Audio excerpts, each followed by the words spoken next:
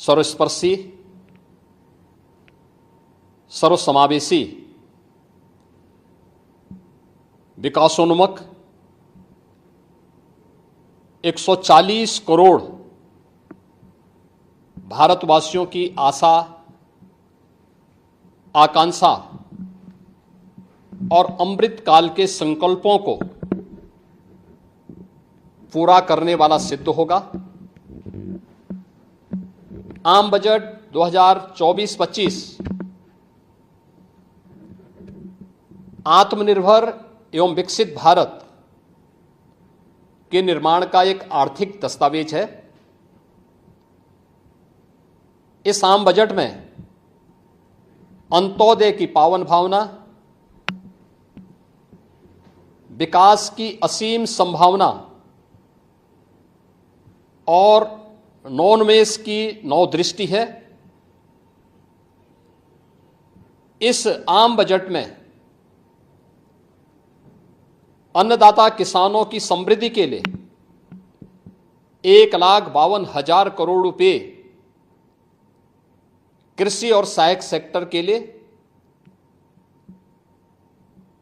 महिला सशक्तिकरण के लिए 3 लाख करोड़ रुपए से अधिक का प्रावधान किया गया है। स्वाभाविक रूप से आधी आबादी, देश के सबसे बड़े राज्य उत्तर प्रदेश की आधी आबादी इससे सर्वाधिक लाभान्वित होने वाली है, और खासतौर पर तब जब उत्तर प्रदेश 2020 से ही मिशन शक्ति के कार्यक्रम को प्रभावी ढंग से यहां पर जमीनी धरातल पर उतार रहा है। सर्वाधिक अन्नदाता किसान उत्तर प्रदेश के अंदर निवास कर रहा है। उन अन्नदाता किसानों की समृद्धि में आज संसद में प्रस्तुत आम बजट बड़ी भूमिका का निर्वहन करने वाला है।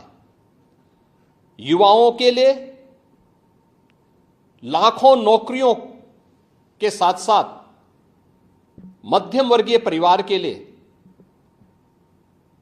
प्रत्यक्ष कर यानी इनकम टैक्स में जो नए टैक्स स्लैब की घोषणा हुई है, ये सभी अभिनंदनीय है, स्वागत योग्य है। इस पूरे बजट को अगर मैं कह सकता हूं कि यह बजट भारत को $5 ट्रिलियन की इकोनॉमी में बदलने के संकल्प के साथ ही दुनिया के ग्रोथ इंजन के रूप में भारत की भूमिका को और विकसित भारत की संकल्पना को साकार करने का एक आर्थिक दस्तावेज के रूप में यह देश की संसद में प्रस्तुत किया गया है। इस 140 करोड़ जनता जनार्दन के लिए समर्पित, उनकी आशा, उनकी आकांक्षा और अमृत काल के संकल्पों को पूरा करने वाले इस बजट के लिए मैं आदरणीय प्रधानमंत्री जी के प्रति आभार व्यक्त करता हूं। माननीय केंद्रीय वित्त मंत्री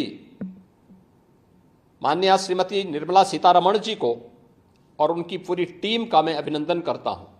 मध्यम वर्ग को राहत देने के लिए इस आम बजट में जो उपाय किए गए उसको लेकर क्या कहना है? देखिए, मध्यम वर्गीय परिवार में टैक्स के बारे में सबसे बड़ी छूट आज उपलब्ध हुई है, और ये लंबे वर्ष समय से ये मांग चली आ रही थी। 3 लाख तक के प्रत्यक्ष कर यानी इनकम टैक्स में कोई भी टैक्स नहीं लगेगा।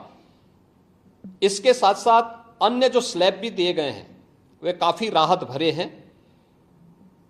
अलग अलग सेक्टर के लिए जो प्रावधान किए गए हैं, गांव के लिए, गरीब के लिए, किसान के लिए, नौजवान के लिए, एमएसएमई सेक्टर के लिए, ये लाखों नौकरियों को क्रिएट इससे होगा। इंडस्ट्री के लिए जो प्रावधान किए गए हैं, मुझे लगता है ये सभी स्वागत योग्य हैं, और नौजवानों के लिए, समाज के हर तबके के लिए, महिला सशक्तिकरण के लिए, अन्नदाता किसानों के लिए, सभी तबके के लिए जो कुछ भी प्रावधान इसमें किया गया है, मैं कह सकता हूं कि यह राम राज्य की अवधारणा को साकार करने वाला एक सर्वस्पर्शी, सर्वसमावेशी और विकासोन्मुख